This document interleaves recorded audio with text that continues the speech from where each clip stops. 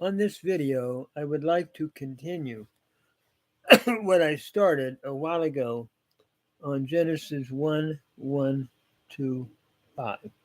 Now I'm on Genesis 1, 6 to second day of creation through 8.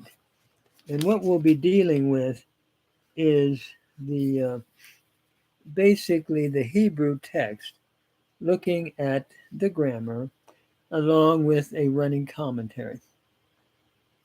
So I'm reading verse 6. We saw in verse 1 how 1 and 2, how God is the creator of everything. And the world at creation, there was darkness, everything was unformed, and the Spirit of God was hovering over the waters. And God said, Yehi or, let there be light, and there was light. And God saw the light that it was good, and he called to the light, he's the king on the throne, your name will be day. Into the darkness, he said, your name will be night.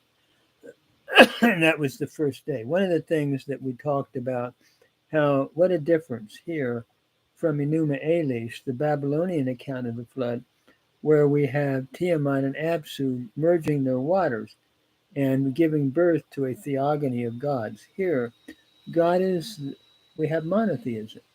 God is just speaking creation into being. So we come to day 2, and it reads, Vayomer Elohim yehi rakia b'toch hamayim v'hi magdio bein mayim lamayim. Notice, and God said, let there be an expanse, a rakia, in the midst of the waters, and let there be a dividing between the waters up to the waters. Notice, Vayomer is from the root Amar. It's a cow imperfect, third masculine singular with a vav consecutive.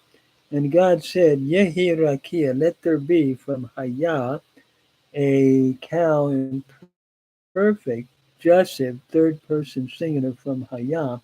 Let there be an expanse. Rakia is like a hammered out disc. And so let there be this expanse, poetically speaking, in the midst of the waters, and let there be a dividing, a mabdil. Let there be a causing of dividing. Mabdil could be a participle here from badal, a hiphil participle, masculine singular, a dividing between the waters up to the waters. So God is going to divide the waters and slide the disc between the waters. Notice in verse 7 we see that Vaya'as Elohim et harakia vayavdel bein hamayim asher mitachat larakia uvein hamayim asher me'al larakia vayehi chen. And God made the expanse, and he caused a division between the waters which were from under up to the expanse, and between the waters which were from above to the expanse, and it was so. Notice here, Vaya'as is from the root asa. It's the cow imperfect, third masculine singular from asa, with a vav consecutive, and God made the expanse. And he caused a division. Vayavdel is your hiphil imperfect, third masculine singular. Notice the ai, the pathat seri, thematic vowel pattern indicative of a hiphil stem, hiphil imperfect with a vav consecutive. And God caused a division between the waters which were from under up to the expanse, and between the waters which were above up to the expanse, and it was so. Vayehi, again, Vayehi is from the root Haya. It's the cow imperfect, third masculine singular from Haya, with a vav consecutive. Notice how God doesn't struggle. He just slides the disc between the waters and let it be, as a king, giving the command. What a difference between the Enuma Elish Babylonian account, where Marduk has to struggle with Tiamat to defeat her, to cause the creation in the Babylonian account, where there's no struggle here. God is just saying, as the king on the throne, let the expanse be put between the waters and let it divide the two. And by the way, rakia is used interchangeably for Hashemayim. We see this in later poetry, like in the Psalms, Psalm 19, I believe, where you have Hashemayim and rakia used interchangeably. And so now we move on to verse 8. Vayikra Elohim larakia Shemayim, and God called to the expanse, and he said, your name's going to be heaven, Shemayim. Vayehi erev vayehi boker yom sheni. And there was evening and there was morning, day 2. Vayikra is from the root kara. It's the Cal imperfect third masculine singular with a vav consecutive. And God called to the expanse. It's almost like he said, Shemayim, the king on the throne, your name will be heaven.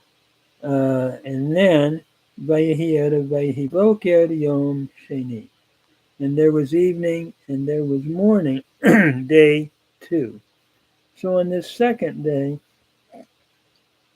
God creates the division between the waters. There's no struggle.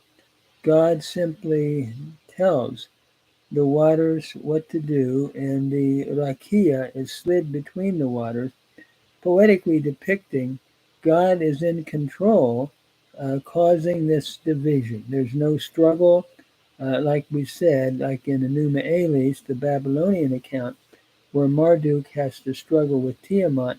None of that. God just speaks, and it is done. It's a done deal. So this, to me, is a wonderful passage. And as I look at the New Testament, I'm reminded of how Christ in John 1:3, Panta dia tu agenita, kai korisa tu agenita udechen hagegenin.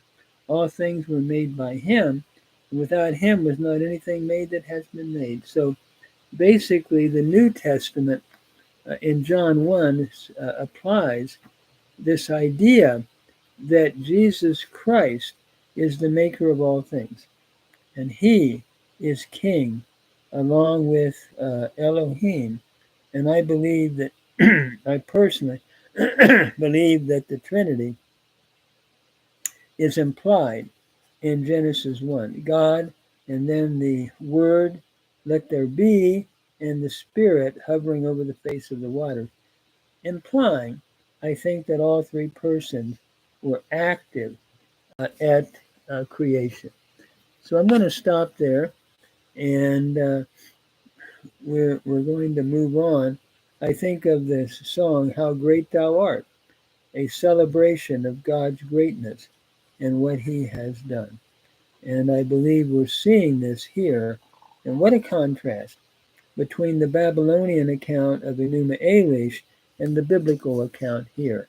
No struggle, just sliding the disc between the waters.